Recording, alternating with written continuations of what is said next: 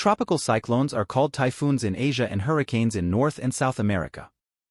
These storms go around like a wheel turning to the left when they hit in the northern part of the world. They have wind speeds of 60 kilometers per hour or more.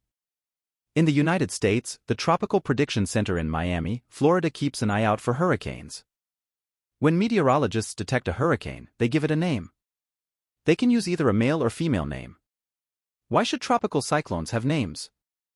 The name makes it easier for people to keep up with information about a hurricane and its possible dangers.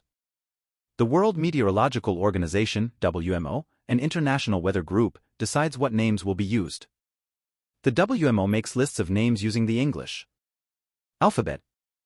Each name on the list starts with a different letter. The first hurricane of the year gets the first name on that year's list.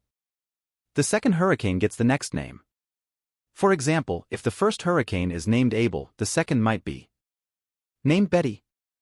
The name lists do not include names beginning with the letters Q, U, X, Y, and Z. There aren't many names that begin with these letters. Asian countries use a different list, which is made up by the WMO's Typhoon Committee. This list has a few personal names, but most of the names are of flowers, animals, trees, and other similar things.